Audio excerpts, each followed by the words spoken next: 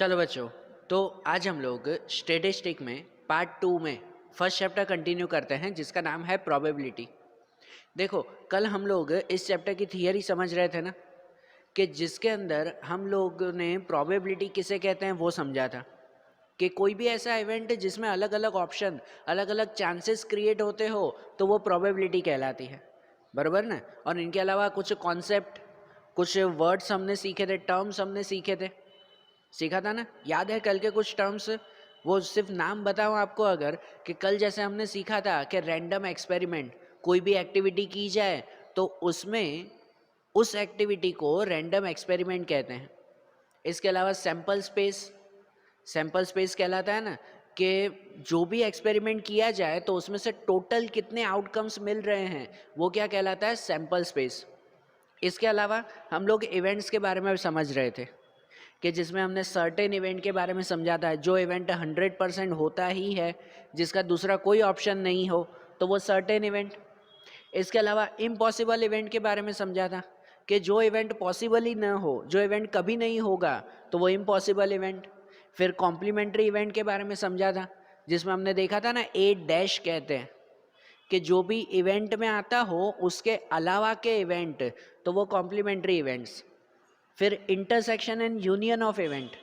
Intersection of events वो कहलाता है कि कोई भी दो इवेंट्स में से कॉमन क्या निकल रहा है, जैसे दो सेट या दो इवेंट होते हो उनमें से कॉमन क्या निकल रहा है, तो वो इंटरसेक्शन कहलाता है। एंड यूनियन ऑफ इवेंट्स मतलब कि कोई भी दो इवेंट्स में से दो इवेंट्स को साथ में करना, यूनियन मतलब साथ में करना, कोई भी दो इवेंट्स को साथ में कर देना तो उसे यूनियन ऑफ इवेंट्स कहते हैं। ऐसा हमने देखा था ना, ये सब इवेंट्स नहीं हो ना तो कल फिर से एक बार रिवाइज कर लेना पहले उस वीडियो को, कि जिसमें ये सब हमने समझाया था। क्योंकि ये जो इवेंट्स हैं, कल 5 इवेंट हमने समझे थे, आज दूसरे 5 इवेंट, इन्हीं के बेस पर ही हमारे सम्स होंगे। तो इसलिए ये इवेंट्स माइंड में अच्छी तरह से बैठने चाहिए। अब ये हमने देखे थे, आज दूसरे इवेंट्स देखें उसके आगे के, कि जिनमें सबसे पहला आता है म्यूचुअली एक्सक्लूसिव इवेंट्स। कौन से इवेंट्स? Mutually exclusive events. तो एक्सक्लूसिव इवेंट्स वो कहलाते हैं कि कोई भी दो इवेंट्स में से जब कुछ भी कॉमन न निकलता हो, दो इवेंट्स में से जब कुछ भी कॉमन न निकलता हो तो वो कहलाते हैं म्यूचुअली एक्सक्लूसिव इवेंट्स। जैसे एक एग्जांपल लेते हैं, वही कल वाला एग्जांपल ही कंटिन्यू करते हैं उसमें, कि जैसे हम लोगों ने कल समझा था ना ये, कि थ्रोइंग अ डाइस, कि एक डाइस चलाना, उसे हम लोग रैंडम एक्सपेरिमेंट कहते हैं, कि वो रैंडम एक्सपेरिमेंट है। वो डाइस चलाते वक्त टोटल आउटकम्स कितने मिलते हैं, टोटल कितने आंसर मिल सकते हैं, तो टोटल 6 आंसर्स मिल सकते हैं, उसे हम लोग सैंपल स्पेस कहते हैं। 1 2 3 4 5 6, ये क्या कहलाया, सैंपल स्पेस, जिसे यू लिखते हैं ना हम लोग, बराबर ना, कल समझा था ना। कोई भी एक्सपेरिमेंट पर से टोटल आउटकम्स कितने मिल रहे हैं, वो उसका सैंपल स्पेस कहलाया। इसी सैंपल स्पेस में से फिर अलग अलग इवेंट्स होते हैं, अलग अलग इवेंट्स। जैसे कल एक इवेंट देखा था कि सिलेक्टिंग अ इवन नंबर या odd number, okay, selecting even और ऑड नंबर। तो जैसे अगर ऐसा इवेंट हो जस्ट कि selecting first two odd numbers, event समझना कि अगर ऐसा दिया हुआ है selecting first two odd numbers, तो पहले दो ऑड नंबर ही लेने हैं उसमें। कि जैसे a इक्वल टू ये कहलाया, भाई इवेंट a कह देना उसे, कि पहले दो ऑड नंबर कौन से हैं, तो 1 और 3, दो ही हैं, तीसरा नहीं लेना है। तो 1 एंड 3 ये फर्स्ट टू ऑड नंबर्स, ठीक है। या कोई दूसरा इवेंट अगर लेते हैं कि selecting first two even numbers, selecting first two even numbers, पहले दो इवन नंबर अगर सिलेक्ट करो तो इवन नंबर कौन कौन से होंगे, पहले दो, तो इनमें से 2 एंड 4, 2 एंड 4 ये इवन नंबर्स कहलाए। ऐसा हुआ ना। तो अब यहाँ पे बात ऐसा है कि म्यूचुअली एक्सक्लूसिव इवेंट्स, तो जस्ट डेफिनेशन समझो कि जिस इवेंट में से कुछ भी कॉमन न निकलता हो ना, तो वो म्यूचुअली एक्सक्लूसिव कहलाता है। जैसे कि ये दोनों इवेंट, इन दोनों में से कुछ कॉमन है, दोनों में कोई कॉमन नंबर है, नहीं है ना, तो इसका मतलब ये कहलाया म्यूचुअली एक्सक्लूसिव। समझ आ रही है बात? ठीक है। और दूसरा आता है म्यूचुअली एग्जस्टिव इवेंट। म्यूचुअली एग्जस्टिव इवेंट्स, तो एग्जस्टिव इवेंट्स मतलब ये कहलाता है कि कोई भी दो इवेंट, ये ध्यान से सुनना, एग्जस्टिव इवेंट्स कोई भी दो इवेंट्स जिनका यूनियन करने से, जिनका यूनियन करने से, यूनियन मतलब साथ में लिखने से पूरा सैंपल स्पेस बन जाता हो, जिसका यूनियन करने से, जिन दो इवेंट को साथ में लिखने से पूरा सैंपल स्पेस ही बन जाता हो, तो उन दो इवेंट को कहते हैं म्यूचुअली एग्जस्टिव इवेंट्स। ओके, जैसे अगर कोई दो इवेंट है, मैं जस्ट रैंडमली यहाँ पर लिख रहा हूँ कि यहाँ पर ये दो तो अलग हुए, ऐसे ही लिख रहा हूँ कि सपोज एक इवेंट है जिसमें नंबर है 1 3 5 और कोई दूसरा इवेंट है उसमें नंबर है 2 4 6, या ऐसे अगर कि 1 2 4 6 कोई भी रैंडमली, है ना। ऐसे ही मैंने दो इवेंट लिए कि अब अगर इन दो इवेंट को, इन दोनों, ये इवेंट ए एंड बी, इन दोनों को कंबाइन कर लो, यूनियन कर लो, तो अगर पूरा सैंपल स्पेस बन जाता हो ना, तो मतलब ये दोनों इवेंट म्यूचुअली एग्जिस्टिव इवेंट्स कहलाए। बराबर? कि देखो इन दोनों इवेंट को अगर साथ में लिख दो, इन दोनों को सब साथ में लिखो, तो कौन कौन से नंबर आते हैं? 1, रिपीट नहीं करेंगे, 1 एक ही बार, 1 2 3 4 5 6 सभी नंबर, मतलब पूरा का पूरा सैंपल स्पेस बन जाएगा।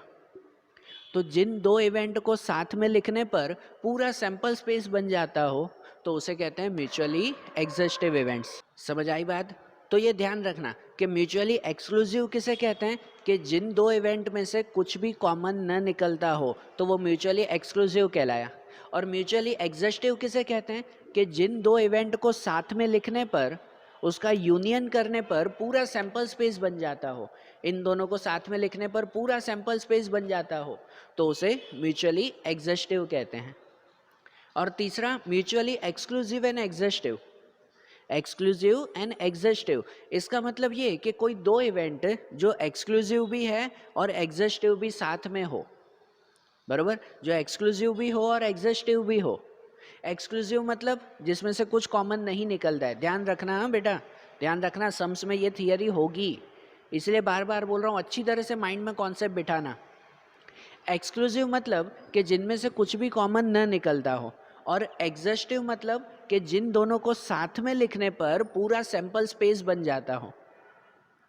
ओके, और एक्सक्लूसिव और एग्जिस्टिव दोनों साथ में, मतलब ऐसे इवेंट जिसमें से कुछ कॉमन भी नहीं निकलता और जिनको साथ में लिखने पर पूरा सैंपल स्पेस भी बन जाता हो। बराबर ना?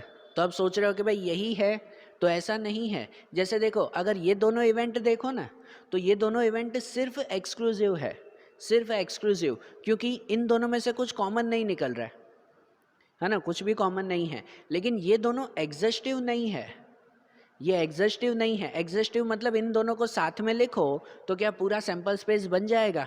मतलब 1 2 3 4 सब नंबर आ गए? नहीं आए ना, मतलब ये सिर्फ एक्सक्लूसिव है, एग्जिस्टिव नहीं है। जबकि ये देखो, ये सिर्फ एग्जिस्टिव है, ये एक्सक्लूसिव नहीं है, ये एग्जिस्टिव है। एग्जिस्टिव मतलब कि इन सबको साथ में लिखो तो पूरा 1 to 6 तक आ जाएगा। बराबर? लेकिन ये वो एक्सक्लूसिव नहीं है, एक्सक्लूसिव नहीं है। क्यों? क्योंकि इनमें से कॉमन 1 है ना। एक्सक्लूसिव तो वो कहलाता है कि जिसमें से कुछ भी कॉमन न निकले, लेकिन इसमें से तो 1 कॉमन निकल रहा है।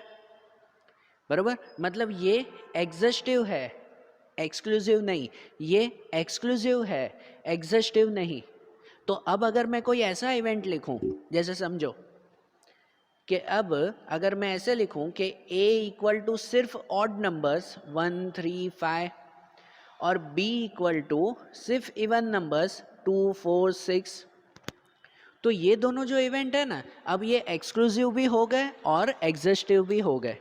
अब ये दोनों a और b वो एक्सक्लूसिव भी है और एग्जिस्टिव भी है। कि देखो, इनमें से एक्सक्लूसिव मतलब दोनों में से कुछ कॉमन भी नहीं निकल रहा है, नहीं है ना कॉमन दोनों में? है कुछ कॉमन दोनों में? कुछ भी नहीं, कोई भी कॉमन नहीं है, मतलब ये एक्सक्लूसिव भी है। और इन दोनों को अगर साथ में लिख दो ना, तो पूरा का पूरा सैंपल स्पेस बन जाएगा। कि इनको अगर साथ में लिखो 1 2 3 4 5 6 तो मतलब सभी नंबर हो गए, मतलब ये एग्जस्टिव भी है। तो ये इवेंट कहलाता है म्यूचुअली एक्सक्लूसिव एंड एग्जस्टिव इवेंट्स। ठीक है, ये ध्यान रखना। अब ये थियरी है, इनके रिलेटेड कुछ कुछ फॉर्मूलाज भी आएगी जो आगे आएगी, मैं आपको नोट करवाऊंगा उस वक्त। तो इसलिए ये पहले थियरी क्लियर करो, फिर इसकी फॉर्मूलाज भी देखेंगे आगे। समझ आई बात? तो एक्सक्लूसिव और एग्जस्टिव क्लियर हुआ ना। अब उसके बाद आता है डिफरेंस इवेंट। कौन सा इवेंट? Difference event. तो डिफरेंस इवेंट उसे कहते हैं जैसे कि अगर ए और बी कोई दो इवेंट्स हैं, कोई दो इवेंट रैंडमली मैं कोई भी दो इवेंट ले रहा हूँ कि ए इक्वल टू अगर मैं नंबर ले रहा हूँ 1 2 3 4 और बी इवेंट में अगर मैं नंबर लेता हूँ 2 4 6 8, कोई भी रैंडम नंबर्स मैंने ले लिए, बराबर। इसके हिसाब से नहीं, ऐसे ही मैंने रैंडम नंबर्स लिए। तो अब डिफरेंट इवेंट उसे कहते हैं कि जैसे अगर ए डिफरेंस बी हो, ए डिफरेंस बी, डिफरेंस में ऐसे माइनस जैसी साइन देते हैं तो वो डिफरेंस इवेंट। तो ए डिफरेंस बी मतलब ये कहलाता है कि जिसमें हमें ए के नंबर लिखने हैं बट बी के नंबर नहीं लिखने। डिफरेंस इवेंट्स में ये कहलाता है ए डिफरेंस बी अगर दिया हुआ हो तो इसका मतलब ए के सब नंबर लिखने हैं लेकिन बी के नंबर नहीं लिखने हैं। ठीक है ना, डेफिनेशन वाइज हम लोग इसे ये कहते हैं कि when event A happen but event B not happen, कि जब सिर्फ इवेंट ए के नंबर्स लिखने हो बट बी के नंबर्स नहीं। तो इसका मतलब क्या कि इसमें ए डिफरेंस बी में ए के नंबर लिखने हैं लेकिन जो नंबर बी में आते हो ना वो नंबर नहीं। शॉर्ट और सिंपल में अगर कहो ना तो दोनों में से कॉमन क्या है? दोनों में से कॉमन क्या है? वो कॉमन हटा दो और बाकी के ए के नंबर लिखो, बराबर। दोनों में से कॉमन कौन सा है? तो यहाँ दोनों में से कॉमन 2 एंड 4 है, बराबर। दोनों में से कॉमन क्या है? तो 2 एंड 4। तो 2 एंड 4 हटाकर बाकी के ए के नंबर लिखो तो वो ए डिफरेंस बी कहलाता है, बराबर। सिंपल सा ये रूल याद रखा करो कि जब भी डिफरेंस अगर ढूंढना है तो पहले दोनों में से कॉमन क्या है वो निकाल दो और उसके बाद अगर ए डिफरेंस बी है तो सिर्फ ए के नंबर लिखो कि अब कॉमन निकालने के बाद ए में कौन से नंबर बचे? 1 एंड 3। कहने का मतलब इनका ये होता है कि ए डिफरेंस बी का मतलब ए के नंबर लिखने हैं लेकिन वो नंबर नहीं लिखने हैं जो बी में आते हो, बराबर ना। ए के नंबर लिखने हैं लेकिन वो नंबर नहीं जो बी में आते हो। मतलब ए के अगर 1 2 3 4 लिख दो तो उसमें 2 और 4 तो इसमें आते हैं ना, वो नहीं लिखने, तो उसके अलावा के नंबर। इसलिए जब सम में भी आए ना, ए डिफरेंस भी सम में भी आएगा तो शॉर्ट और सिंपल ऐसे याद रखा करो कि अगर डिफरेंस हो तो पहले जो दोनों में कॉमन है वो कॉमन कट कर दो, कॉमन हटा दो, उसके बाद जो नंबर बचे ना तो वो हमारा आंसर। ये ए डिफरेंस बी। कभी ऐसा भी होता है, कभी आपको ऐसे भी दिया हुआ हो कि भाई बी डिफरेंस ए लिखो, बी डिफरेंस ए, ठीक है, डिफरेंस के लिए बीच में माइनस की साइन। तो बी डिफरेंस ए का मतलब कि भाई बी के आंसर लिखने हैं लेकिन जो ए में आते हो वो नहीं लिखने हैं, बराबर। तो बी डिफरेंस ए में बी के आंसर लिखो लेकिन जो कॉमन है वो कट करने के बाद। समझ आ रहा है ना? इसलिए पहले कट कर देते हैं डिफरेंस ढूंढते वक्त, पहले जो कॉमन हो उसे हटा दो, उसके बाद अगर ए डिफरेंस बी पूछा हो तो ए के आंसर लिख दो बाकी के, और अगर बी डिफरेंस ए पूछा हुआ हो तो बी के आंसर बाकी के, कि बी में अब कौन से बचे? तो वो नंबर बचे 6 एंड 8। तो ये हमारा क्या कहलाया? ये हमारा कहलाया डिफरेंस इवेंट। समझ आई बात? क्लियर हुआ डिफरेंस में कि भले ए डिफरेंस बी हो या बी डिफरेंस ए हो, ओके। और आखिरी आता है एलिमेंट्री इवेंट। एलिमेंट्री इवेंट्स, तो एलिमेंट्री इवेंट्स वो कहलाते हैं कि जो सैंपल स्पेस में, ध्यान से सुनना, सैंपल स्पेस में जितने भी नंबर हैं ना, अगर हर एक नंबर के लिए अलग अलग इवेंट बना दो ना तो वो सभी अलग अलग सिंगल इवेंट, उसे कहते हैं एलिमेंट्री इवेंट। शॉर्ट और सिंपल में कहो कि जिस इवेंट में एक ही नंबर आता हो तो वो एलिमेंट्री इवेंट कहलाता है। जिस इवेंट में एक सिंगल नंबर आता हो तो वो एलिमेंट्री इवेंट। अब देखो इसमें ये 2 नंबर आते हैं, है ना, इसमें 2 नंबर हैं, इसमें 4 नंबर है, इसमें 3 नंबर है, ऐसे सब अलग अलग इवेंट्स है ना, लेकिन जिस इवेंट में एक ही नंबर आता हो तो वो क्या कहलाता है, एलिमेंट्री इवेंट कहलाता है। कि जैसे अगर आपको ये पूछे प्राइम नंबर लेस देन 3, कल भी ये बताया था ना, प्राइम नंबर लेस देन 3, कि 3 से छोटा प्राइम नंबर, तो 3 से छोटा प्राइम नंबर कौन सा, तो 3 से छोटा प्राइम नंबर एक ही है, 2, सिर्फ एक ही आंसर आएगा। मतलब अगर उसका इवेंट अलग से बनाओ ना तो उसमें a इक्वल टू सिर्फ 2, एक ही आंसर मिला। तो जिसके अंदर सिर्फ और सिर्फ एक ही आंसर मिलता हो ना तो उसे हम लोग कहते हैं एलिमेंट्री इवेंट। समझ आई बात, क्लियर हुआ एलिमेंट्री इवेंट भी। ये सभी इवेंट के डेफिनेशंस क्लियर हुए ना, बराबर। नहीं भी हुए हो तो आपके पास वीडियो है, बेनिफिट है कि ये सभी इवेंट को फिर से एक बार रिवाइंड करके फिर से एक बार रिवाइज कर लो, ठीक है ना, फिर से एक बार चेक कर लो कि ये सभी इवेंट्स की डेफिनेशंस क्या हैं, इसे माइंड में बिठा लो। तो अब हम लोग आपकी एक्सरसाइज के क्वेश्चन शुरू करते हैं। आपकी एक्सरसाइज 1.1 आपकी टेक्स्ट बुक साथ में निकालो, तो मैं यहाँ पर ये रफ करके एक्सरसाइज 1.1 के सम्स लिखूँ। ओके, चलो देखो कि अब हम लोग एक्सरसाइज देखें। इसमें आपकी टेक्स्ट बुक साथ में रखो, एक्सरसाइज 1.1, और उनमें जो जो दिए हुए हैं ना क्वेश्चंस वो यहाँ पे सॉल्व करते जाएं, ठीक है। अब ध्यान से देखना, इसमें मैं थियरी भी समझाऊंगा, बीच बीच में फार्मूलाज भी आएगी, वो फार्मूलाज भी आपको नोट करवाऊंगा, और जो है वो पूरा दिमाग खोल कर ये सम्स देखना कि इसमें जो भी लॉजिक आते हैं, जो भी चीज़ें आती हैं वो अच्छी तरह से समझना। अब जैसे पहला दिया हुआ है उसमें क्वेश्चन कि state the sample space for the following random experiments. यहाँ आपके टेक्स्ट बुक में 3 क्वेश्चन दिए हुए हैं ना, ठीक है ना, ये तीनों एक्सपेरिमेंट दिए हुए हैं, हमें उसके सिर्फ सैम्पल स्पेस लिखने हैं, ठीक है। जैसे कि पहला दिया हुआ है, अ balance coin is tossed 2 times, sorry 3 times, a balance coin is tossed 3 times, कि एक कॉइन को 3 बार चलाया गया है। ओके, यहाँ देखो ये कोई कोई टेक्स्ट बुक में जो है वो ये क्वेश्चन गलत प्रिंट हुआ है, किसी किसी की टेक्स्ट बुक में ये क्वेश्चन गलत है कि उसमें ऐसे लिखा हुआ balance die is thrown 3 times. Dice को 3 टाइम्स वो होगा तो सही, लेकिन उसका सैंपल स्पेस लिखना बहुत लॉन्ग हो जाता है। देखो चलो पहले कॉइन के बारे में समझते हैं। जनरली टेक्स्ट बुक में ये लिखा हुआ है कि एक कॉइन को 3 बार उछाला गया है तो उसका सैंपल स्पेस लिखो।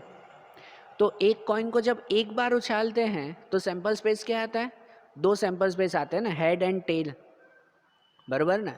तो एक कॉइन को अगर एक बार उछाला जाए, ध्यान देना यहाँ रफ में करते हैं कि एक कॉइन को एक बार उछाला जाए तो 2 पॉसिबल इवेंट्स आते हैं ना, 2 सिचुएशंस आती हैं या 2 आउटकम्स आते हैं, जो भी कहो। तो अगर वही कॉइन को 3 बार उछाला जाए तो 2 2 2 3 बार, तो टोटल कितने आउटकम्स, या कहो टोटल सैंपल स्पेस कितना हुआ, तो 6 नहीं कहेंगे, यहाँ प्लस नहीं, यहाँ मल्टीप्लाई होता है। क्या होता है, मल्टीप्लाई होता है, मतलब 2 मल्टीप्लाई 2 मल्टीप्लाई 2 टोटल 8। कि एक कॉइन को अगर 3 बार चलाया जाए ना तो उसमें से 8 सैंपल स्पेस बनते हैं, बराबर ना। टोटल सैंपल स्पेस कितने, 8।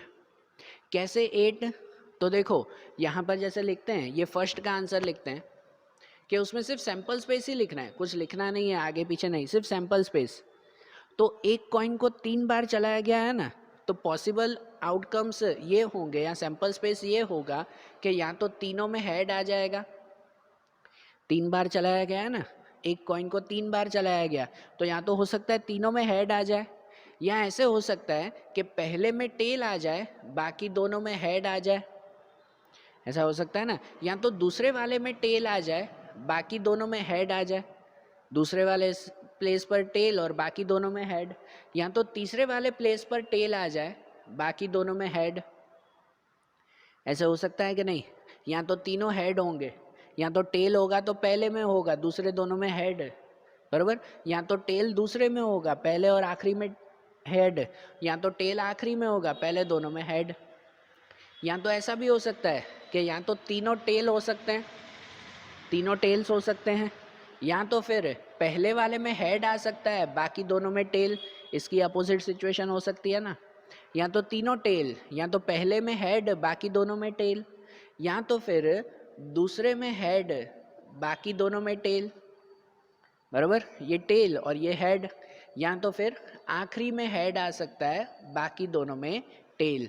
तो ऐसे टोटल 8 आउटकम्स हुए कि नहीं, बराबर ना? कितने आउटकम्स हुए? 8 आउटकम्स। तो जो पहला यही पूछा हुआ था कि एक कॉइन को अगर 3 बार टॉस किया जाए, 3 टाइम्स टॉस किया जाए तो कितने आउटकम्स मिलेंगे? 8 आउटकम्स। जब भी ऐसे आउटकम्स ढूंढने हो ना, तो उसमें मल्टीप्लाई किया जाता है। क्या किया जाता है उसमें? मल्टीप्लाई। अब जैसे किसी किसी की टेक्स्ट बुक में ऐसे लिखा हुआ है कि एक डाइस को 3 टाइम चलाया गया है, एक डाइस को 3 टाइम चलाया गया है। कोई कोई टेक्स्ट बुक में ऐसे गलत छपा हुआ है। तो अगर डाइस के बारे में गिनोगे ना आप, तो एक डाइस में कितने आउटकम्स होते हैं? 6। एक डाइस में 6। तो अगर 3 होंगे तो 6 मल्टीप्लाई 6 मल्टीप्लाई 6 हो जाएगा 216। कितना हो जाएगा? 216। अब कॉइन में 8 आउटकम्स थे तो वो 8 लिखे ना हमने। अब डाइस चलाते वक्त अगर 3 डाइस चलाएंगे तो 216 आएंगे। तो यहाँ पर 216 आउटकम्स लिखोगे? बराबर, लिख सकते हैं, लेकिन फिलहाल आपको वो नहीं है, बराबर ना? फिलहाल आप लोगों के ऐसे सम्स नहीं है कि यहाँ पे 216 आउटकम्स लिखने पड़े। हाँ, अगर 2 डाइस होते ना, 2 डाइस होते, आगे आएगा भी कि सिर्फ अगर 2 डाइस चलाए गए हैं तो 6 मल्टीप्लाई 6 वो आउटकम्स होते हैं 36।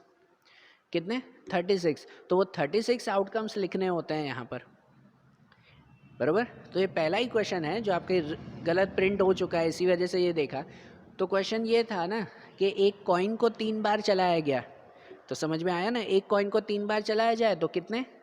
8 आउटकम्स मिलते हैं, बराबर। फिर जैसे सेकंड लिखा हुआ है टेक्स्ट बुक में, देखो जैसे सेकंड लिखा हुआ है कि a balance die with 6 side and a balance coin are tossed together. कि एक डाई चलाया गया है और एक कॉइन, एक डाइस और एक कॉइन दोनों साथ में चलाए गए हैं, तो टोटल कितने आउटकम्स होंगे वो सैंपल स्पेस लिखना है। तो ऐसे गिन सकते हो आप लोग, पहले रफ में गिन सकते हो कि अगर एक डाइस चलाया गया है तो डाइस में 6 आउटकम्स होते हैं। एक कॉइन चलाया गया है तो कॉइन में 2 आउटकम्स होते हैं, बराबर ना? डाइस में 6 होते हैं ना, 1 2 3 4 5 6, और कॉइन के लिए 2 होते हैं, हेड और टेल, बराबर। तो 6 मल्टीप्लाई 2 टोटल आउटकम्स मिल सकते हैं 12। कितने आउटकम्स मिलेंगे? टोटल 12 मिलेंगे। तो जो सैंपल स्पेस बनेगा वो सैंपल स्पेस में कितने नंबर होंगे? 12 नंबर्स होंगे। तो अब अगर उसका सैंपल स्पेस लिखे ना, सिर्फ हमें भी सिर्फ सैंपल स्पेस ही लिखना है।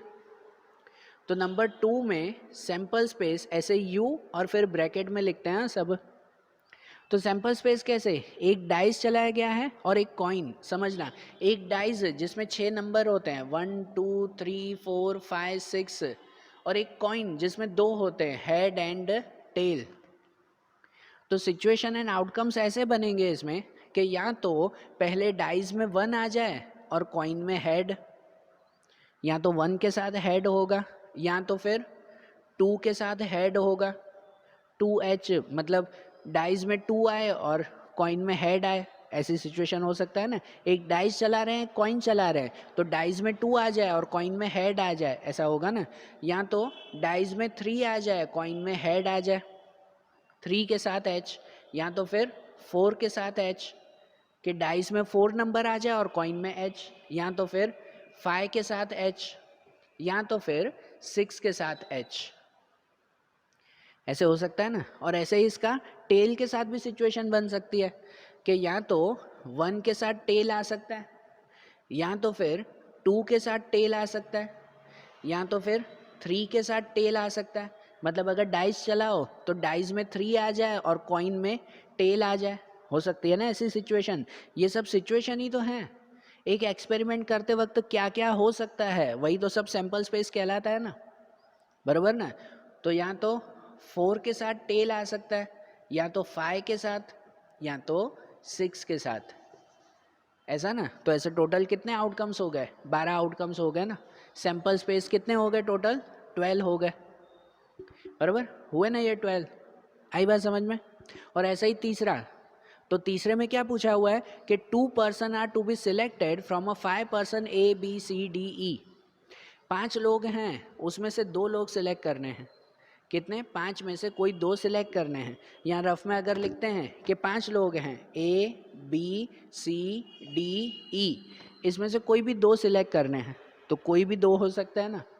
इसमें टोटल अगर देखो ना तो देखो 5 लोग हैं, उसमें से 2 सिलेक्ट करने हैं, तो टोटल 10 आउटकम्स बनेंगे। ये तो जस्ट रफ में बता रहा हूँ, ये लिखने की ज़रूर नहीं है हमें, ये तो रफ वर्क बता रहा हूँ। तो देखो इन 5 में से 2 कैसे सिलेक्ट कर सकते हैं, A B C D E, उनमें से 2 कैसे सिलेक्ट करें, उसके सैंपल स्पेस अगर लिखें नंबर 3 कि उसका सैंपल स्पेस लिखा जाए कि इन 5 में से अगर 2 सिलेक्ट करने हैं ना, तो हो सकता है कि पहला पर्सन ए हो, दूसरा पर्सन बी हो, है कि नहीं। ए के साथ बी सिलेक्ट कर सकते हैं कि नहीं, कि पहला पर्सन ए हो दूसरा पर्सन बी हो, या ऐसे हो सकता है कि पहला पर्सन ए हो दूसरा पर्सन सी हो, बराबर ना। ए के साथ सी का सिलेक्शन भी हो सकता है, कोई भी 2 ही सिलेक्ट करने, या तो पहला पर्सन ए हो दूसरा पर्सन डी हो, कि ए के साथ डी का सिलेक्शन भी हो सकता है। समझ आ रहा है ना, सिंपल सिलेक्शन ही करो ना आप लोग, एंड ए के साथ ई भी आ सकता है, हो सकता है ना।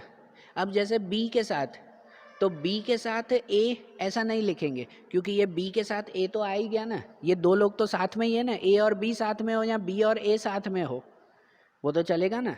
तो पहले हमने क्या किया पता है, कि ए के साथ सबका सिलेक्शन किया, अब बी के साथ सबका सिलेक्शन करेंगे। तो बी के साथ ए का सिलेक्शन हो चुका था, तो हो सकता है बी के साथ सी हो।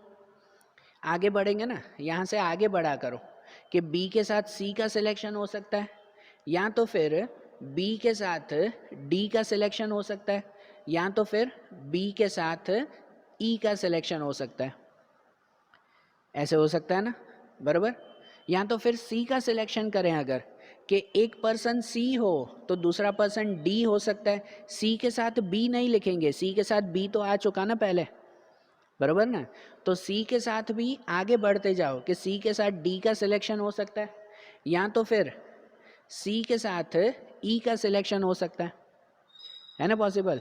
या तो आखिरी में डी लो अगर, कि डी के साथ ई का सिलेक्शन हो सकता है, डी के साथ सी नहीं, वो डी और सी तो आ चुका ना पहले, बराबर ना। आगे बढ़ते जाएंगे कि अब डी के साथ ई का सिलेक्शन, और आखिरी ई के साथ तो कुछ भी नहीं होगा, ये हमारे फाइनल आंसर्स। तो इसमें टोटल कितने हो गए, 10 हो गए ना, टोटल कितने सिलेक्शन हो गए, 10। समझ आई बात है, ठीक है। इसको लिखते वक्त 10 भले साथ में ही लिखो कंटिन्यू, ये तो मैंने समझाने के लिए जस्ट आपको लिखा कि सिलेक्शन ऐसे कर सकते हैं ना, 5 में से 2 लोग सिलेक्ट करने हैं, तो पहला पर्सन ए के साथ कौन कौन आ सकता है वो लिख दो, फिर बी के साथ कौन कौन आ सकता है, फिर सी के साथ कौन कौन आ सकता है, और डी के साथ कौन आ सकता है। तो ये टोटल 10 आउटकम्स, ये सैंपल स्पेस बन गया। समझ आई बात। आपकी एक्सरसाइज का पहला क्वेश्चन था जिसमें सिंपल सैंपल स्पेस ही लिखने थे हमें, ठीक है ना। तो ये सैंपल स्पेस पता चल गया ना कैसे लिखने हैं। अब इन पर से आगे इवेंट्स आएंगे, सम धीरे धीरे इंक्रीज होंगे। तो अब जैसे पहला देखा, अब जो है वो सेकंड क्वेश्चन देखें उसमें, बराबर। देखो कि अब जैसे सेकंड क्वेश्चन दिया हुआ है आपकी टेक्स्ट बुक में, देखो वो मैंने रफ कर दिया, आप सेकंड क्वेश्चन देखें। यहाँ पे लिखा हुआ है कि right the sample space for the marks in integers scored by the student appearing for an examination of 100 marks and state the number of sample point in it। यहाँ पर ऐसा है कि कोई एक पर्सन, एक स्टूडेंट एग्ज़ाम देने गया है 100 मार्क्स की, तो उसके कितने मार्क्स आ सकते हैं उसका सैंपल स्पेस, बराबर। कल भी मैंने आपको बताया था कि आप जैसे एग्ज़ाम देने जाते हो, ये आपके लिए एक एक्सपेरिमेंट कहलाया, फिर आपको जितने मार्क्स मिल सकते हैं वो आपका सैंपल स्पेस होता है, बराबर ना। तो यहाँ पे वही दिया हुआ है कि एक स्टूडेंट एग्ज़ाम देने जा रहा है, ये उसका क्या कहलाया, रैंडम एक्सपेरिमेंट कहलाया, बराबर। कि उसके लिए ये एक्टिविटी, ये एक्सपेरिमेंट कि हाँ वो एग्ज़ाम देने जा रहा है, तो उसको कितने मार्क्स मिल सकते हैं अगर उसका सैंपल स्पेस लिखे ना, तो इसमें ऐसे लिख सकते हैं, ये नंबर 2 है, यहाँ पे लिखें कि अगर उसका सैंपल स्पेस लिखना है ना, तो उस स्टूडेंट को 1 मार्क भी मिल सकते हैं, 100 मार्क की एग्ज़ाम है, 1 मार्क भी मिल सकता है उसे, या तो 2 मिल सकते हैं, या तो 3 मिल सकते हैं, या तो 4, या तो 5, 6, 7, 8, 9, या तो पूरे 100 भी मिल सकते हैं, बराबर। वो स्टूडेंट एग्ज़ाम देने गया है तो उसको कोई भी मार्क्स मिल सकते हैं ना, 1 से 100 में ही मिलेंगे, है कि नहीं। तो 1 to 100 में से ही उसे मार्क्स मिल रहे हैं, तो टोटल सैंपल स्पेस कितना हुआ, यहाँ पे लिखा भी हुआ है कि आखिरी में बताना है, state the number of sample points. Number of sample points मतलब अंदर कितने नंबर आ गए, तो 1 to 100 में 100 नंबर्स आ गए, उसका सैंपल स्पेस कितना हुआ, 100 नंबर्स का, बराबर। तो यहाँ पर लिख सकते हैं कि number of sample space equal to कितना हुआ, 100 सैंपल स्पेस हुआ ना, बराबर ना। अब यहाँ एक चीज़ ध्यान दो, एग्जाम में कितनी बार ऐसे क्वेश्चन आते हैं और उसमें थोड़ा सा चेंज करके पूछते हैं। आपकी टेक्स्ट बुक देखो ध्यान से और नोट करना है ऐसे। सम तो हो गया, ये 100 सैंपल स्पेस आते हैं वो तो समझ में आ गया ना कि वो 100 मार्क की एग्जाम देने गया है तो उसके 1 मार्क 2 मार्क 3 मार्क कोई भी आ सकते हैं 1 to 100 में से, बराबर।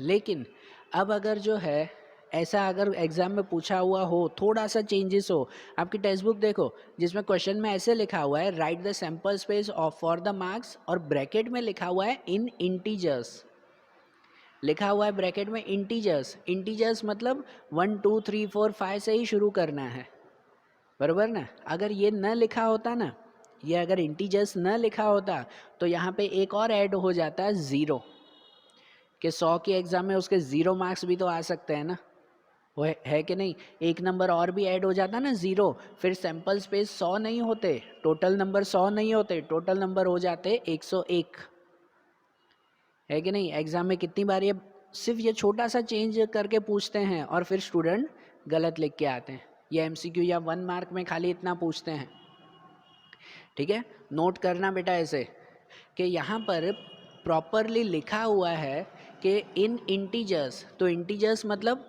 1 2 3 4 ही लिखना है। अगर इंटीजर्स न लिखा होता ना तो मतलब उसमें 0 भी ऐड हो जाता कि हाँ भाई उसके 0 मार्क्स भी आ सकते हैं और टोटल सैंपल स्पेस हो सकता है 101। समझ आई बात, ध्यान देना है ऐसे एग्जाम में। और उसके बाद थर्ड वाला क्वेश्चन देखो, थर्ड क्वेश्चन देखो, उसमें ऐसे लिखा हुआ है right the sample space for randomly selecting 1 minister and 1 deputy minister from 4 persons. कोई 4 लोग हैं, उनमें से एक मिनिस्टर सिलेक्ट करना है और एक डेप्यूटी मिनिस्टर सिलेक्ट करना है, ऐसा ना। कि कोई 4 लोग हैं, कौन से 4 लोग नहीं पता, तो चलो रफ में लिखते हैं। वो 4 लोग हैं ABCD, बराबर। कोई 4 लोग हैं ABCD, उसमें से एक मिनिस्टर सिलेक्ट करना है और एक डेप्यूटी मिनिस्टर। तो लॉजिक समझना कि उसका सैंपल स्पेस ऐसे लिखेंगे, नंबर 3 में सैंपल स्पेस ही लिखना है ना हमें, बराबर। तो ऐसे हो सकता है कि समझना ध्यान से, कि या तो पहला A मिनिस्टर हो सकता है तो B डेप्यूटी मिनिस्टर हो सकता है। एक मिनिस्टर और एक डेप्यूटी मिनिस्टर सिलेक्ट करना है ना, तो या तो A मिनिस्टर होगा तो B डेप्यूटी मिनिस्टर हो सकता है, या तो ऐसे हो सकता है कि A अगर मिनिस्टर हो तो C डेप्यूटी मिनिस्टर हो, A एंड C, है ना पॉसिबल। या तो फिर A अगर मिनिस्टर हो तो D डेप्यूटी मिनिस्टर हो, A और D, है ना पॉसिबल, बराबर। या तो ऐसे हो सकता है कि B मिनिस्टर हो और A डेप्यूटी मिनिस्टर हो, B एंड A, हाँ यहाँ लिखेंगे।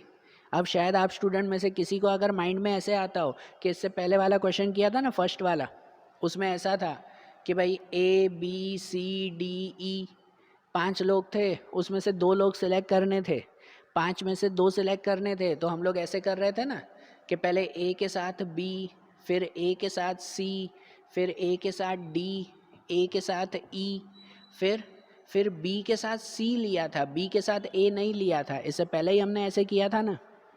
तो अब यहाँ पे क्यों लेना पड़ रहा है B के साथ A?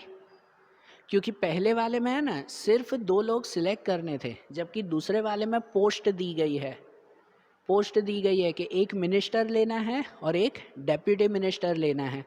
तो जब पहले में A को मिनिस्टर और B को डेप्यूटी मिनिस्टर, तो दूसरी कंडीशन ये बन सकती है ना कि उसमें B को मिनिस्टर और A को डेप्यूटी मिनिस्टर ले सकते हैं, है कि नहीं पॉसिबिलिटी है, यही प्रोबेबिलिटी है कि नहीं, बराबर। ऐसा थोड़ी कि A और B साथ में आ गए तो इसमें दूसरी सिचुएशन नहीं आएगी, इसमें आएगी क्योंकि इसमें पोस्ट दी गई है। इसमें ये आगे वाले क्वेश्चन में दिया हुआ था रैंडमली सिलेक्टेड 2 लेने हैं हमें, रैंडमली 2 सिलेक्ट करने हैं हमें, ठीक है। और इस वाले क्वेश्चन में पोस्ट भी दी गई है कि एक मिनिस्टर और एक डेप्यूटी मिनिस्टर, तो इसमें ये भी कंडीशन आएगी। ये लॉजिक समझना, ये पहले चैप्टर में और दूसरे चैप्टर में आपके स्टेटिस्टिक के जस्ट बता रहा हूँ, स्टेटिस्टिक का first and second chapter totally logic के ऊपर डिपेंड है। ऐसे छोटे छोटे लॉजिक बहुत ध्यान देने हैं और स्टूडेंट इसी में ही मिस्टेक कर जाते हैं। तो अच्छी तरह से माइंड में बिठाना इन सम्स को। ओके पूरा मैंने पहले ही बोला, पूरा माइंड खोल कर जो है वो सम्स करना, इधर उधर ध्यान देकर नहीं तो ये सम्स नहीं होंगे माइंड में, बराबर। तो चलो ध्यान दो, जैसे एक मिनिस्टर एक डेप्यूटी मिनिस्टर सिलेक्ट करना है, तो जैसे ए को मिनिस्टर बनाया, बी को डेप्यूटी मिनिस्टर, फिर ए को मिनिस्टर, सी को डेप्यूटी मिनिस्टर, ए को मिनिस्टर, डी को डेप्यूटी मिनिस्टर। अब बी के साथ करें कि अगर बी को मिनिस्टर बना रहे हो तो ए को डेप्यूटी मिनिस्टर बना सकते हैं ना, या तो अगर बी को मिनिस्टर बना रहे हो तो सी को डेप्यूटी मिनिस्टर, बराबर। कि अगर बी को मिनिस्टर बना रहे हो तो डी को डेप्यूटी मिनिस्टर, बराबर। हाँ बी और बी दोनों नहीं आ सकते, दोनों एक ही थोड़ी बनेंगे, ठीक है। फिर सी के साथ कि अगर सी को मिनिस्टर बना रहे हो तो ए को डेप्यूटी मिनिस्टर बना सकते हैं ना, सी के साथ भी सब लिखे ना, कि अब अगर सी को मिनिस्टर बना रहे हो तो बी को डेप्यूटी मिनिस्टर बना सकते हैं, या तो सी को मिनिस्टर बना रहे हो तो डी को डेप्यूटी मिनिस्टर बना सकते हैं। और आखिरी में डी के साथ कि अब अगर डी को मिनिस्टर बना रहे हो तो ए को डेप्यूटी मिनिस्टर बना सकते हैं, या डी को मिनिस्टर बनाओ तो बी को डेप्यूटी मिनिस्टर, या तो फिर डी को मिनिस्टर बनाओ तो सी को डेप्यूटी मिनिस्टर बना सकते हैं। ये टोटल आउटकम्स हो गए 12, बराबर। तो ये आउटकम्स हो गए ना कि इन 4 में से हमें सिलेक्ट करना था कि एक मिनिस्टर और एक डेप्यूटी मिनिस्टर बनाने थे, तो उसमें इतनी पॉसिबिलिटी या प्रोबेबिलिटी आ सकती है। समझ आई बात? हो रहा है क्लियर कि सैंपल स्पेस कैसे बनाने हैं, बराबर ना। तो आज जैसे ये सम्स देखे ना, अभी तो बेसिक स्टार्टिंग के खाली सम्स देखे, अब इन्हीं के ही थियरी के अकॉर्डिंग जो आगे के सम्स हैं वो अब हम लोग कल के वीडियोस में देखेंगे। और फिर से बोल रहा हूँ, जो मैंने स्टार्टिंग में टर्म्स समझाए, थियरी समझाए, उसे फिर से अच्छी तरह से माइंड में बिठा लेना, थियरी समझ लेना, तो ये सम्स जल्दी से समझ में आएंगे फिर। ओके तो अब जो आगे के सम्स हैं वो फिर कल के वीडियोज़ में देखेंगे। Thank you.